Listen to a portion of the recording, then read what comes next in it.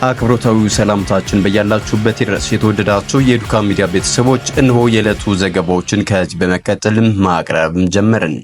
የበረሃኛው ቀስተ ደመና ብርጌድ ዛሬም አኩሪ ጀብድ ሰርቷል። በዛሬው ዕለትም ማለትም በመጋቢት 22 2017 ዓ.ም የበረሃኛው ቀስተ ደመና ብርጌድ ፋኖች የብርሃኑ ጁላን ተጠዋሪ የመከላከያ ሰራዊት እንደ ባንዲራ በጥይት ሲያውለበልቡትም አድፍደዋል። በብርጌዱ ጦር አዛዥ በ50 አለቃ ዘላለም አምሳሉ፣ በምክትል ጦር አዛዥ 10 አለቃ ደርሶ ሞላልኝ እንዲሁም በብርጌዱ ዘመቻ መሪ በመቶ አለቃ አብርሃም ጸጋይ የተመራ የዛሬው ኦፕሬሽን አኩሪ ድልም አስገኝቷል። በዚህ አስደናቂ ኦፕሬሽን የተሳተፉት የበረሃኛው ቀስተ ደመና ብርጌድ የባሩድ ሻለቃ፣ መርቆሪው ሻለቃ እንዲሁም ሰይፉ ሻለቃ ሲሆኑ የተሰጣቸውን የግዳጅ ቀጠና በመቆጣጠርና በማጥቃት ሁሉም ሻለቃዎች አንበሳውን ድርሻም ወስደዋል።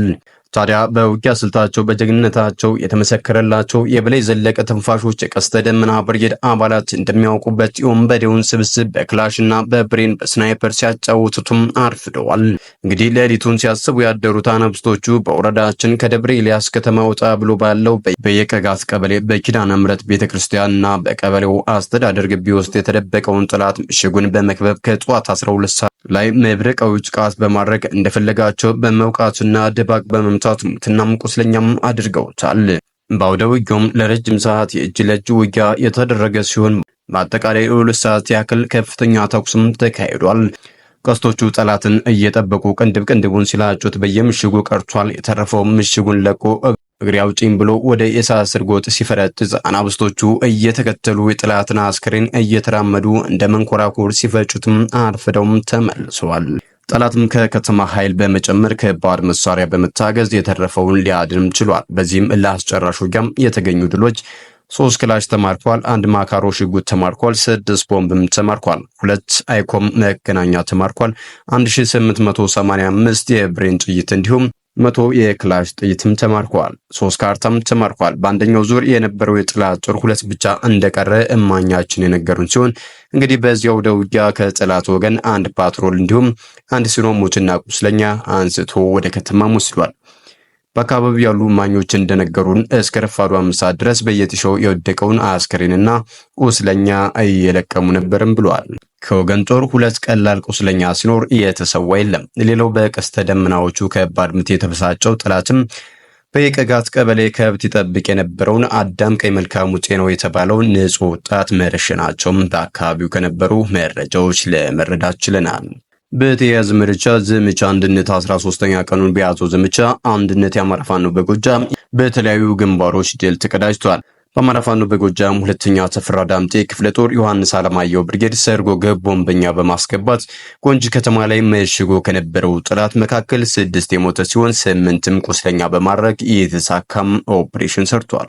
በአማራ ፋኖ በጎጃም ሳሙኤል አወቀ 9ኛ ክፍለ ጦር አረንዘ ጎንጃ ብርጌድ ባደረገው ማጥቃት በወራሪው ኃይል ላይ ሰዋዊና ቁሳዊ ኪሳራም አድርሷል። በዚህም 17 የወራሪው ኃይል ሲደመሰስ 9 ደግሞ ቁስለኛም በማድረግ የ71ኛ ክፍለ ጦር አመራሮችና አባላትን በማጥቃትም ታሪክም ሰርቷል። ሶስተኛው ጎጃም አገው ምድር ክፍለ ጦር አቤ ጉበኛ ብርጌድ ዱርቤቴ ከተማ ላይ ባደረገው ድንገተኛ ማጥቃት ስብሰባ ለመሰብሰብ ሲንደፈደፍ የነበረውን የወራሪው አመራር በዘሪሁን 13 የተበተነ ሲሆን ከነበሩት አመራሮች መካከልም 2 አጃቢዎችም ቁስለኛም ሆነዋል።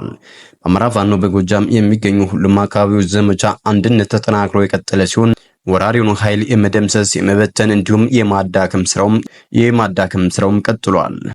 የሜካናይዝድ እዝ ያስመረቃቸው አባላት በብዛት ከዱ። ባሳለፍነው ሳምንት የብልጽግናው ቆንጆ ስርዓት አስጠባቂ በፊልድ ማርሻል ተብዬው ብርሃኑ ጁላ የተመረቁ የአዲሱ ሜካናይዝድ እዝ ምደብተኞች በብዛት መክዳታቸውን የዱካ ሚዲያ የመከላከያ ምንጮችም አስታወቁ። በቅርብ ጊዜ የተቋቋመውና ዋና መምሪያውን በአዳማ ከተማ ያደረገው የሜካናይዝድ እዝ በአዋሽ አርባ ከተማ አቅራቢያ በሚገኘውና በቀድሞ አዲስ ራይ ማሰልጠኛ በአሁኑ የእዙ ማሰልጠኛ ማዕከል ከመስከረም ጀምሮ ለስልጠና የገቡ የሜካናይዝድ ሙያተኞች በፊልድ ማርሻሉና ተከታዮቻቸው የዘመናዊነታችን ማሳያና የሰራዊትን መጪ ኃይል ናቸው ተብለው ቢመረቁም በተለያዩ መልኩ መክዳታቸውን የዱካ ሚዲያ መረጃዎችም አድርሰውናል። ተመራቂዎቹ በተለያየ የግዳጅ ስምሪት ወደ ህዝብ በመተኮስ የከረሙትን የ2ኛ፣ የ5ኛ፣ የ6ኛ፣ የ7ኛ እንዲሁም የ8ኛ ሜካናይዝድ ክፍለ ጦሮች በሰው ኃይል ለማጠናከር የሰለጠኑ ቢሆንም የመክዳታቸው ምክንያት ግን አገዛዙ እንደ አዲስ የነደፈው የወንድማማች ጦርነትና ህዝብን እየበደለበት ያለበት ሂደት ሌላ ስሜት የፈጠረባቸው መሆኑን የዱካም ሚዲያ መረጃዎች ያደረሱን ምንጮች ገልጸዋል። በሜጀር ጀነራል ከፍያለው አምዴ የሚመራው አዲሱ የመከላከያ 9ኛው ዕዝ በአሁኑ ጊዜ በአማራ ክልል ተሰማርቶ ሮኬቶችን፣ መድፎችን እንዲሁም ሞርተሮችን በመተኮስ ንጹሃንን በጅምላ በመጨፍጨፍ ላይ ሲሆን በአፋር አካባቢ የብልጽግና መንግስት የሚደግፋቸው ሻዕቢያ ተቃዋሚ የሆኑ ብርጌድና አምዱ የተባሉ ቡድኖች በማሰልጠኝ ላይ እንደሚገኝም ዱካ ሚዲያ ከዚህ በፊት መግለጿም ይታወሳል።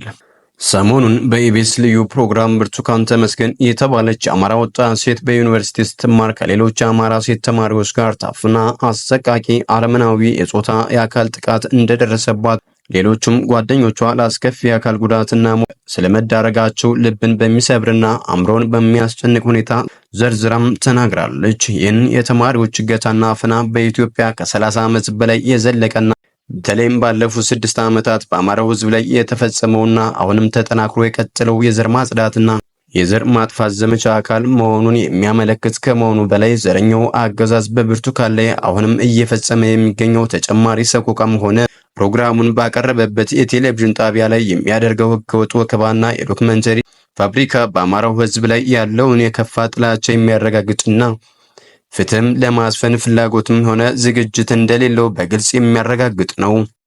አረመኔው ዘረኛው አገዛዝ የአማራ ህዝብ ለማጥፋት የእርጉዝ ሴቶችን ሆድ በስለት በመቅደድ ጽንስን አውጥቶ ከመግደል አንስቶ ወጣቶችና አዛውንቶችን በጅምላ መጨፍጨፉ የተለመደና በዓለም አቀፍ የሰብአዊ መብት ድርጅቶች ሳይቀር የተረጋገጠ ተግባሩ መሆኑን ቢታወቅም የብርቱካንና የሌሎች ታጋጅ ሴቶችን የሰቆቃ ታሪክ ለማዛባት ወይም ለማፈን እየፈጸመ የሚገኘው አሳፋሪ ድርጊት የሚያሳየው ውድቀቱ የመጨረሻ አፋፍ ላይ የደረሰ መሆኑን ነው።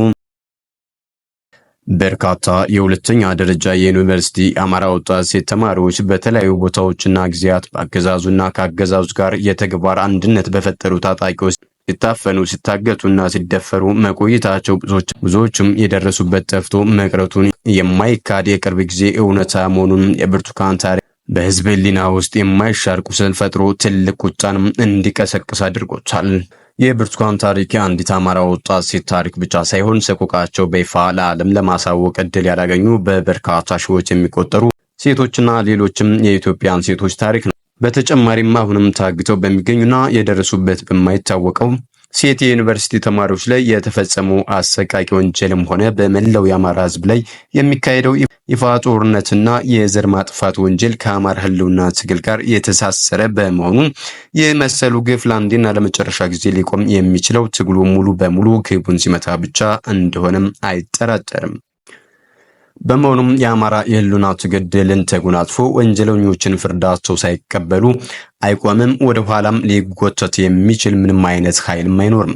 በወገኖቻችን ላይ ለረጅም ዓመታት የደረሰውና አሁን ላይ የቀጠለው ሰቆቃና ስቃይ አስከፊነት በአገር ውስጥና በአገር ውጭ በሚገኙ የአማራ ትግል ደጋፊዎች መካከል ከሚደረገው አላስፈላጊ ሽኩቻ ጋር ሲነጻጸር ሁላችንም እንደ ህዝብ ሊያሳዝንና ሊያሳፍረንም ይገባል። ስለሆነም አማራን ሳይዘገይበት በአንድነት መቆምና ትግሉን መደገፍ አማራጭ የሌለው ታሪካዊ ግዴታ ነው።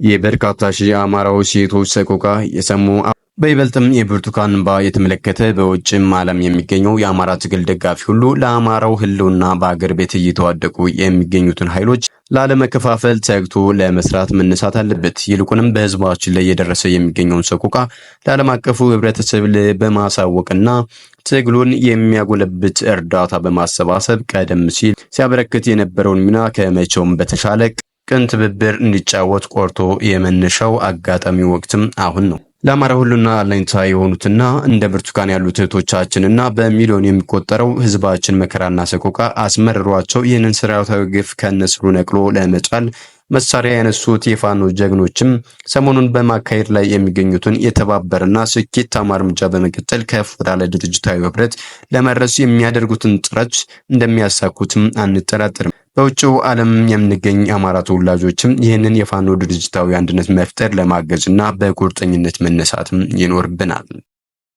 ሰላም የተወደዳችሁን የተከበራችሁ የሚዲያችን ቤተሰቦች ለሰዓቱ የነበሩን መረጃዎች እነዚህን መስሉ ነበር። በሌላው መረጃዎች እስከምንገናኝ በያላችሁበት ሰላም ቆዩልን።